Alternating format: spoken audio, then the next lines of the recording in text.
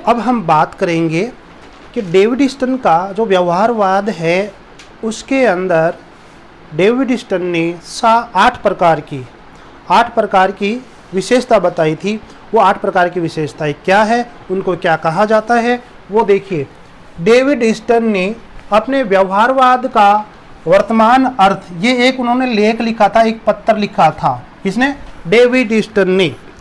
इस व्यवहारवाद का वर्तमान अर्थ के अंदर व्यवहारवाद की 8 विशेषता बताई थी। कितनी विशेषता बताई थी? 8। और इन 8 विशेषताओं को लोगों ने क्या नाम दिया? बौद्धिक आधारशिला। क्या नाम दिया? बौद्धिक आधारशिला नाम दिया था। अब इन बौद्धिक आधारशिला को, इन 8 विशेषताओं को अपन कैसे याद रखें, यह परीक्षा में कई बार आता है। पूछा जाता है कि निम्न में से व्यवहारवाद की विशेषता कौन सी नहीं है, या व्यवहारवाद की मान्यता कौन सी नहीं है। तो अब चक्कर फंस जाता है कि कौन सी नहीं है, क्योंकि याद की नहीं हुई होती है। इसलिए मैं आप लोगों की सुविधा के लिए एक फार्मूला बनाया है। पहले फार्मूले को थोड़ा ध्यानपूर्वक से पढ़े आप। निसत, बोलिए निसत मामू, यानी कि निसत मामो था कोई, निसत मामू याद रखना। व्यवस्था शुद्ध समग्रता, निसत मामू ने व्यवस्था शुद्ध और समग्र रूप से की, ये याद रखो। बोलो, निसत मामू व्यवस्था शुद्ध और समग्रता। अब देखिए यहाँ पर इस नी से अर्थ निकला नियमितता, नी से नियमितता, से सत्यापन, ठीक है, तय से तकनीक, माँ से मूल्य,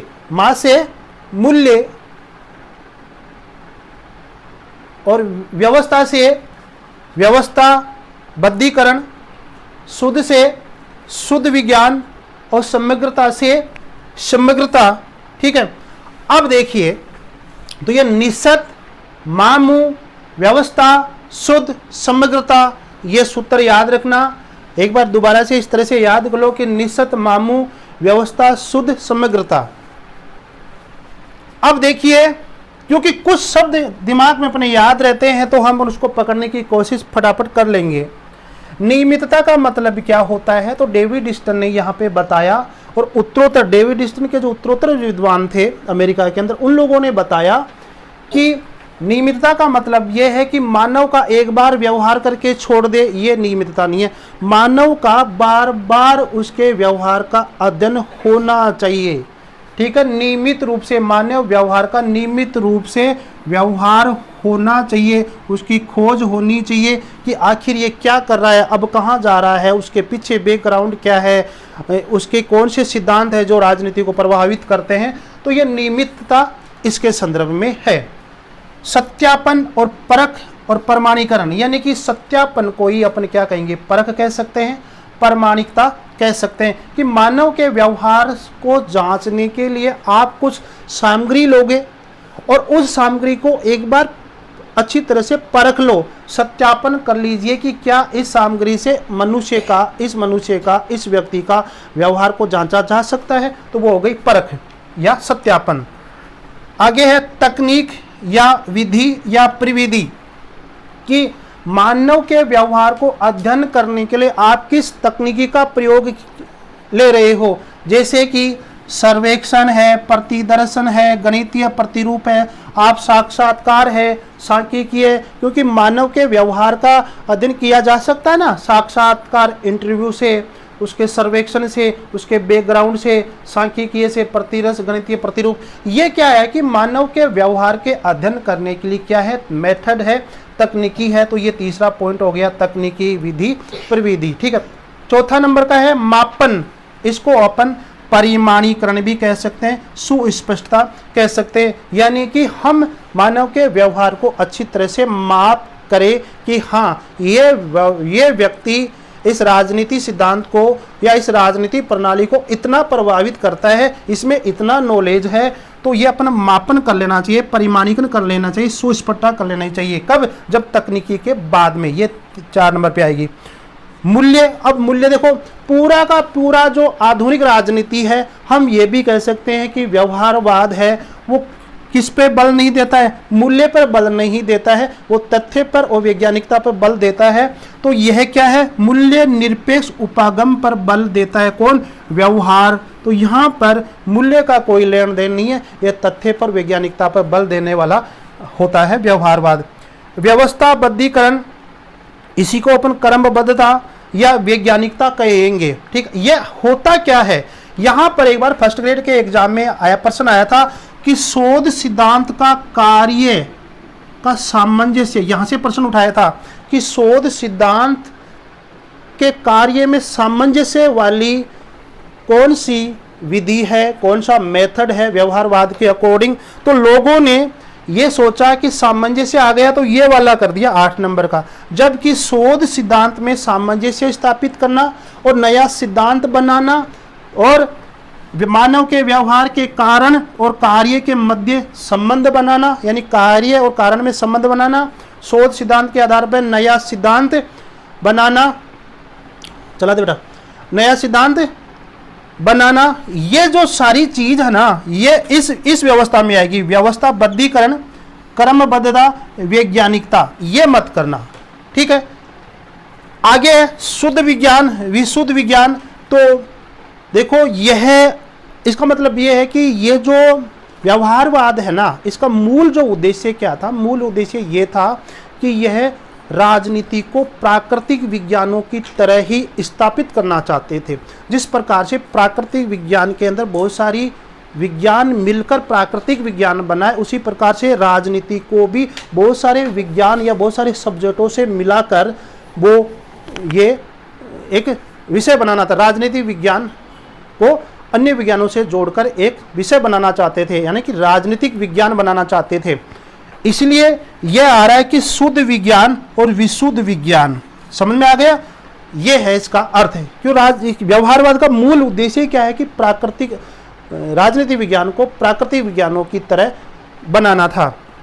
समग्रता, एकीकरण और समन्वयात्मक और समायोजन का मतलब क्या है? यहाँ पर डेविड स्टर्न समझाना चाहता है कि मानव का जो अगर राजनीतिक व्यवहार का आपको अध्ययन करना है, मानव का राजनीतिक व्यवहार का अध्ययन करना है, मान लीजिए ये मानव है आपके सामने यहाँ पर, और इसने कोई राजनीतिक व्यवस्था से इसका संबंध है, यानी कि इसकी सोच लोकतंत्र के प्रति है, तो इसकी सोच किन कारणों से प्रभावित होती है, हमें उस मानव के उन कारणों का अध्ययन करना है जिससे उसकी राजनीतिक सोच, राजनीतिक प्रणाली प्रभावित होती है, उसका दृष्टिकोण बदलता है। तो वो कहता है कि उस मानव से संबंधित उसकी जो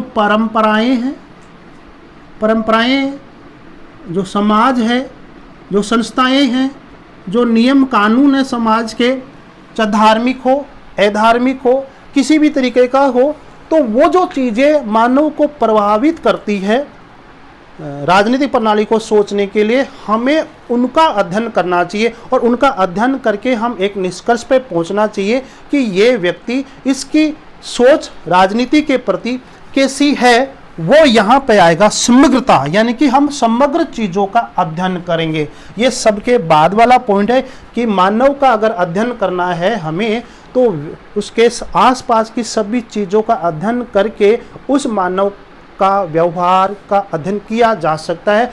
तब पता लगाया जा सकता है कि उसके दिमाग में राजनीति के प्रति क्या चल रहा है।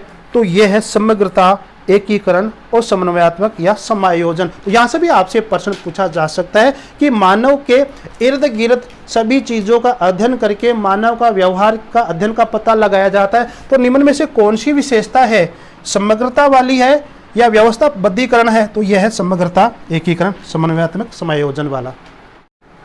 अब हम बात करेंगे कि डेविड स्टर्न के व्यवहारवाद की आलोचना और सीमाएं किस किस व्यक्ति ने की है। व्यवहारवाद की आलोचना, व्यवहारवाद की शुरू में जिस व्यक्तियों ने आलोचना की थी उसका नाम आता है हींज यूलाऊ व मलफोर्ड सीबली। ये प्रमुख आलोचक थे शुरू के अंदर। व्यवहारवाद की आलोचना करने वाले कौन थे? हींज यूलाऊ व मलफोर्ड सीबली। बहुत इंपॉर्टेंट प्रश्न है ये। अब मलफोर्ड सीबली ने एक पुस्तक लिखी थी हालांकि हीज युलाऊ ने कोई पुस्तक नहीं लिखी, मलफोर्ड सिबली की एक पुस्तक मिलती है, उसका नाम है द लिमिटेशंस ऑफ बिहेवियरलिज्म, व्यवहारवाद की सीमाएं। इसी बुक के अंदर उसने व्यवहारवाद की शुरू में आलोचना की थी और लोगों को बताया था कि व्यवहारवाद कुछ नहीं है, ये तो यूं ही फालतू ही ये सिद्धांत डेविड ईस्टन ने बनाया है। अब मलफोर्ड ने एक कथन लिखा इस बुक के अंदर, वो कथन क्या था कि व्यवहारवादी वैज्ञानिक का विशुद्ध दृष्टिकोण प्राथमिक मूल्यों एवं इतिहास के विज्ञानेतर निर्णयों द्वारा संशोधित किया जाना चाहिए। वो कह रहे हैं कि व्यवहार जो दृष्टि यानी व्यवहारवाद है वो दोबारा से संशोधित होना चाहिए। किस किस से? विशुद्ध दृष्टिकोण से, प्राथमिक मूल्यों से और इतिहास को ध्यान में रखकर इसमें संशोधित होना चाहिए। ये बात मलफोर्ड सिबली कहता है अपनी book the limitation of behaviourism के अंदर। अब इन लोगों ने कि हीज युलाऊ और मलफोर्ड सिबली ने दो तरीके से आलोचना की है। कैसे? कि मूल्य निरपेक्षता की कमी यानी कि सीमा, यानी कि व्यवहारवाद के अंदर कहीं पर भी मूल्य शब्द का प्रयोग नहीं हुआ है। तो प्रयोग किसका हुआ है? तथ्यों का प्रयोग हुआ है और वैज्ञानिकता का प्रयोग हुआ है, क्योंकि वह राजनीति विज्ञान को प्राकृतिक विज्ञानों की तरह ही बनाना चाहते थे, इसलिए यहाँ पर मूल्यों की उपेक्षा की गई थी।